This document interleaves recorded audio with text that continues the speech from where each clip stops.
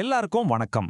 வாங்க இன்னைக்கு March 27 2026க்கான ஷேர்காந்தன் pre market அனாலிசிஸ்ல என்ன இருக்குன்னு வேகமா ஒரு பார்வை பார்த்துடலாம். அதுக்கு முன்னாடி ஒரு சின்ன ஆனா ரொம்ப முக்கியமான டிஸ்க்ளைமர். நான் ஒரு செபி ரெஜிஸ்டர்ட் அட்வைசர் கிடையாது. இங்க நாம பார்க்க போற எல்லாமே முழுக்க முழுக்க உங்க எஜுகேஷனல் பர்பஸ்க்காக மட்டும்தான். சரி, இப்போ ட்ரேட் பண்ற ஒவ்வொருத்தர மனசுலயும் ஓடுற ஒரே கேள்வி இதுதாங்க. இன்னைக்கு நிஃப்டி எந்த பக்கம் போகும்? மேலையா கீழையா? வாங்க, அதுக்கான க்ளோஸ் தான் நம்ம தேட போறோம். இன்னைக்கு எங்க போகும்னு தெரிஞ்சுக்கிறதுக்கு முதல்ல நேத்து எங்க வந்து நின்னுச்சுன்னு பார்க்கணும் இல்லையா? அதுதான் நம்மளோட ஸ்டார்டிங் பாயிண்ட். நேத்து, அதாவது மார்ச் 25ஆம் தேதி நிஃப்டி ஸ்பாட் 23,306ல க்ளோஸ் ஆகிருக்கு. அதே நேரம் நிஃப்டி ஃபியூச்சர் பாத்தீங்கன்னா 23,310ல க்ளோஸ் ஆயிருக்கு. இது ரெண்டுக்கும் நடுவுல ஒரு சின்ன 3 பாயிண்ட் பிரீமியம் இருக்கு. மார்க்கெட்ல ஒரு மைல்டான பாசிட்டிவ் சென்டிமெண்ட் இருக்கிறத இது காட்டுது. ஓகே, நேத்தைய க்ளோசிங் டேட்டாவை வச்சு இன்னைக்கு மார்க்கெட்டோட ரெண்டு முக்கியமான எல்லைகளை நாம இப்போ பார்க்கலாம். அதாவது மார்க்கெட் மேல போனா எங்க தடுக்கப்படலாம், கீழே வந்தா எங்க சப்போர்ட் எடுக்கலாம்னு பார்க்கலாம். முதல்ல நாம ரொம்ப கவனமா பார்க்க வேண்டிய நம்பர் 23594.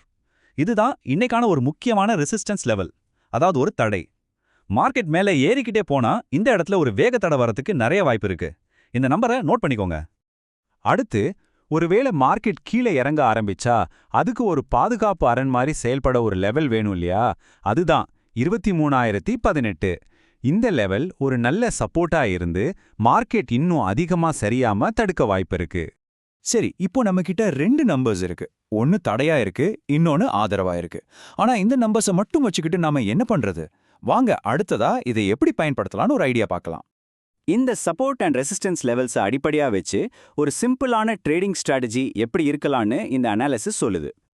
இதுல 3 ஸ்டெப் தான். ஸ்டெப் 1, மார்க்கெட் இப்போ இருக்கிற இடத்துக்கு ரொம்ப பக்கத்துல, அதாவது அட் தி மணி ஸ்ட்ரைக்ஸான 23,300 மற்றும் 23,350ல கவனம் வைக்கலாம். ஸ்டெப் 2, மார்க்கெட் மூவ்மெண்ட்டை நல்லா வாட்ச் பண்ணணும். மார்க்கெட்டோட வேகத்தை பொறுத்து இந்த கால் அல்லது புட் ஆப்ஷன் வெறும் 3 பாயிண்ட்ல இருந்து 288 பாயிண்ட் வரைக்கும் கூட போக வாய்ப்பு இருக்காம். மூணாவது, ரொம்ப ரொம்ப முக்கியமான ஸ்டெப், கண்டிப்பா ஒரு 25 பாயிண்ட் ஸ்டாப் லாஸ் செட் பண்ணிக்கணும். இது நம்மள பெரிய நஷ்டத்திலிருந்து காப்பாத்தும். சூப்பர். இப்போ நாம இவ்ளோ நேரம் பேசின எல்லா விஷயத்தையும் சுருக்கமா டக்குன்னு ஞாபகம் வச்சுக்கிற மாதிரி ஒரு தடவை பார்த்துடலாம். இந்த நம்பர்ஸை நல்லா மனசுல பதிய வச்சுக்கோங்க. நேத்து நிஃப்டி க்ளோஸ் ஆனது 23,306. இன்னைக்கு நம்ம பார்க்க வேண்டிய முக்கியமான தடை 23,594, முக்கியமான ஆதரவு 23,018. நாம கவனம் செலுத்த வேண்டிய ஏடிஎம் ஸ்ட்ரைக்ஸ் 23,300 மற்றும் 23,350. கடைசியா மறக்காம வைக்க வேண்டிய ஸ்டாப் லாஸ் 25 பாயிண்ட்ஸ். இந்த எல்லா டேட்டாவையும் மனசுல வச்சுக்கிட்டு இப்போ உங்ககிட்டயே நான் இந்த கேள்வியை கேட்கிறேன். இன்னைக்கு மார்க்கெட் எந்த திசையில போகும்னு நீங்க நினைக்கிறீங்க?